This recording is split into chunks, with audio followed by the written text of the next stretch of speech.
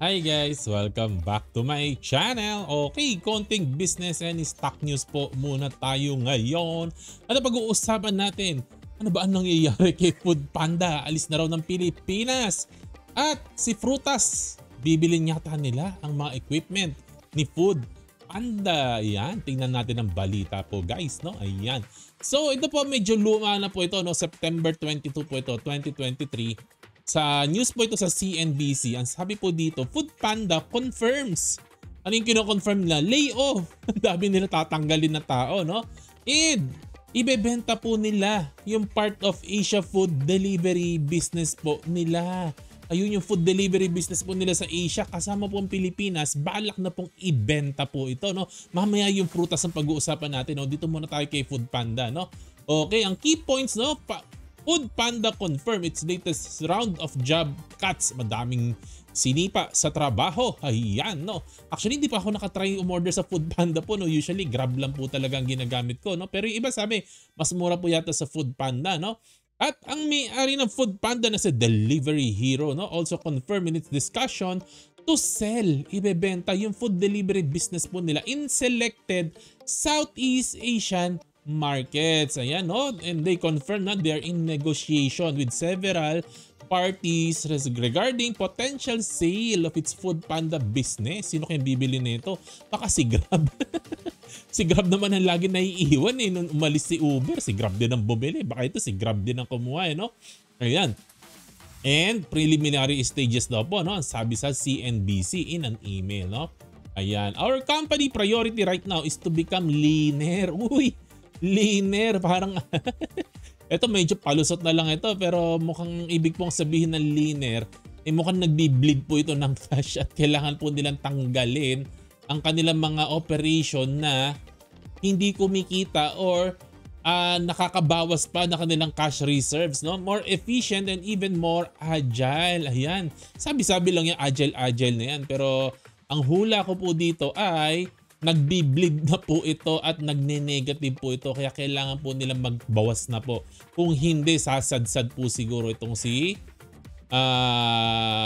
Food Panda, no? To do this, we need to streamline our operations so we can take on more structured approach for the coming days. Ayan, no? So, while we are already implemented some measures earlier this year, there's more we have to do to create the right setup for our operations. So sana naman po, no, kung mabebenta po ito, sana po, no, hindi masyadong magkaroon ng job cuts. Sana po, no, kung yung mga kababayan po natin, no, na umaasa po sa Food Panda, yun ang trabaho po nila, sana po mailipat po sila ng maayos, no? Kung kanino naman po maibebenta to, para hindi naman po sila kawawa po, no?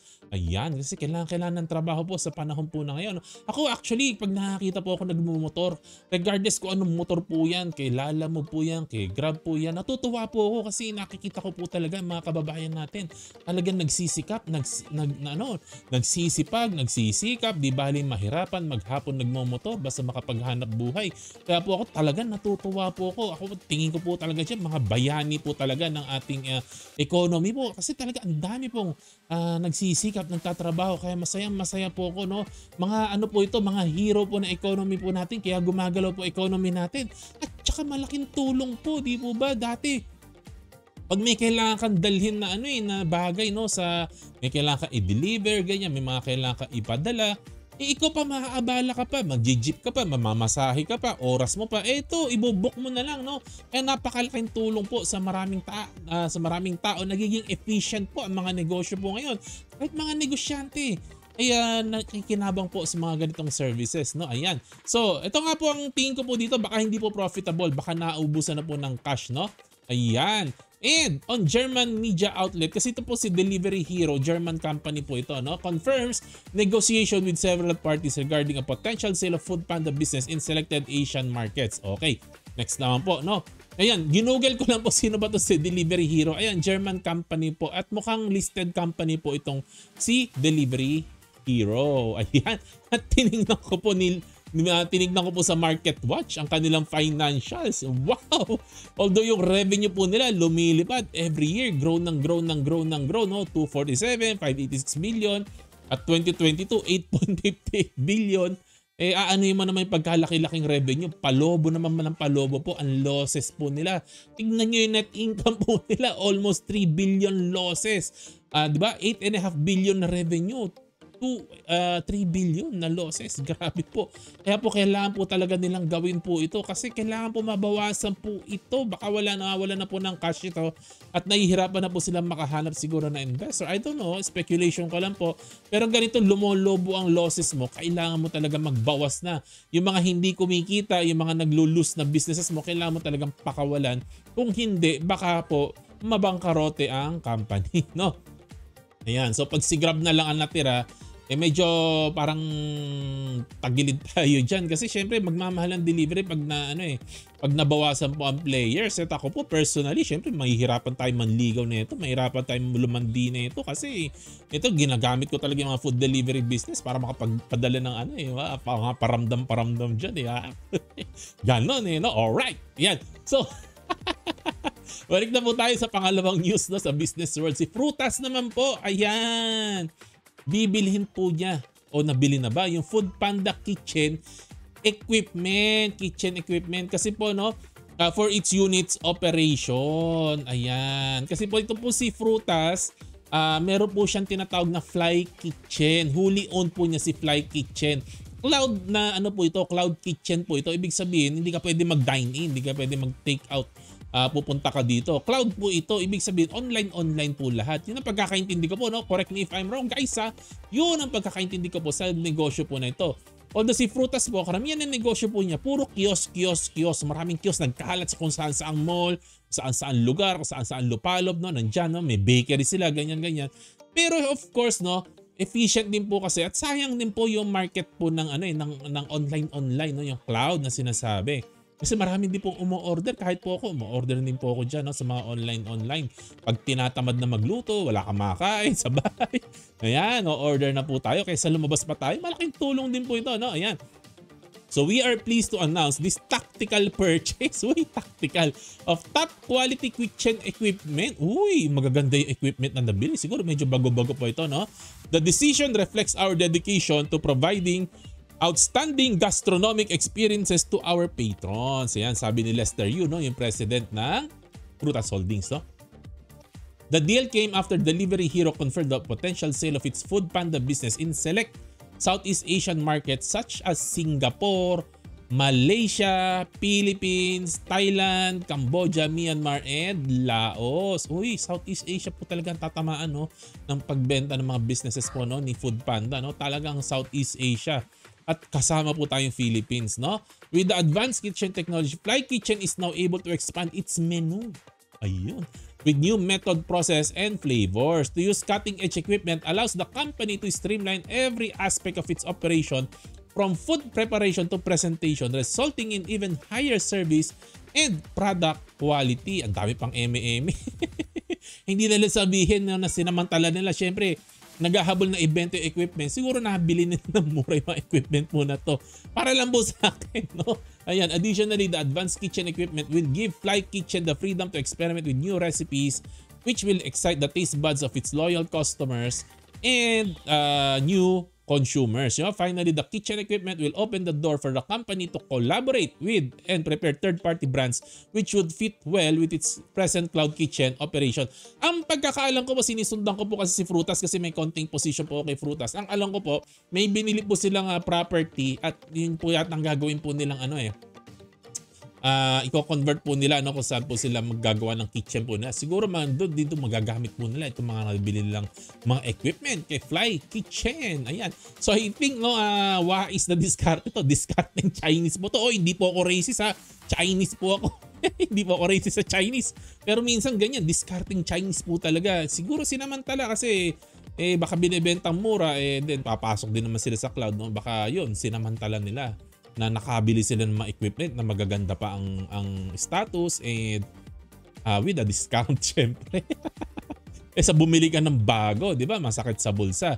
Ayan, According to Frutas, some of the brands established by Fly Kitchen includes Hatid Pinoy, Jade Express, and Kanin at Sabaw.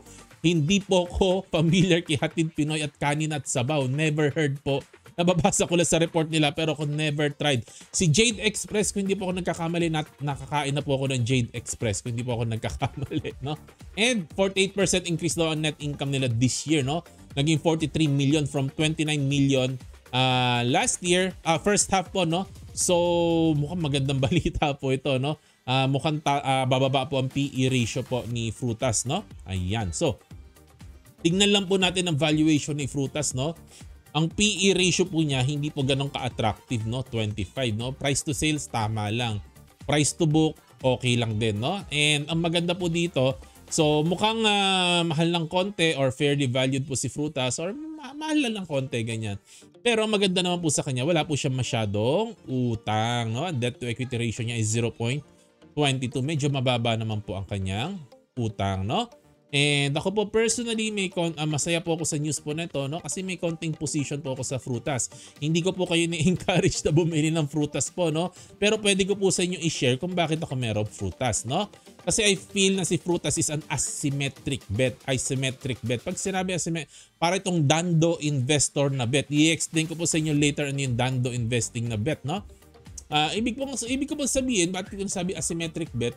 Hindi ko alam kung gaano kalaki ang i-grow ni Frutas, no? Hindi ko alam kung mag-grow ba talaga sila o malaki ang i-grow nila. I don't know. And worst case, ang tingin ko nagiging worst case dito at PE ratio na 25 sa ngayon, no? I think, no, ang worst case na mangyayari sa akin, maaaring hindi ako kumita. Or kikita ako maliit lang in the next 3 to 5 years. Yan ang worst case na pwede mangyari po sa akin. Pero ang nakikita ko naman, kung chachamba, kung chachamba at suswertehin, Frutas might grow big. Considering na sobrang ambitious po ni Lester Yu. Sobrang ambitious po talaga ni Lester Yu. At kung mapapansin po ninyo, puro positioning po ang ginagawa ni Lester Yu. Bumili ng lote, no, para lagyan ng kitchen. Ito naman, bumili ng equipments. Bili sila ng mga brands, no, under their umbrella. Ayun, no, so I think pumuposisyon po talaga si Lester Yu at ang Frutas Holdings, no, para mag-expand so sila, no. So I think, no, kung suswertehin baka tumiba si Kuya John, no. Sana keep our fingers crossed, pero hindi ko kayo ini-encourage po sa Frutas po, no. Sinasabi ko lang po, no, kung ano ang aking nasa utak, no. Kasi po kailangan po natin i-consider historically, no, sino ba si Lester Yu. From 1 store, naging 1,000 store po ang kanyang company in less than 20 years. Grabe po, impressive po niya. 1,000x po yan. In 20 years ang nagawa po ni Lester Yu. So ito po, ina-admire po natin si Lester Yu sa nagawa po niya to. Kaya po nag-bet din po ko sa Frutas Holdings. Although parang mahal po siya ngayon, no? Ayan, I am curious. Ano ang magiging next chapter po para kay Lester Yu? Anyways, maliit lang naman ang position ko po dito, no? Ano ba future sa kanya? More kiosk? Magkakaroon ba siya ng fast food chain? Sana! Sana! Tignan po natin ano po mangyayari. At hanggang dito na lang po ang ating chismisan. Mga marites ng business, mga marites ng stock news. Alright! Maraming salamat po sa pakikinig po ninyo, no? God bless po. Good night. Disclaimer po. Do your own research before making your own financial decision. Bye-bye!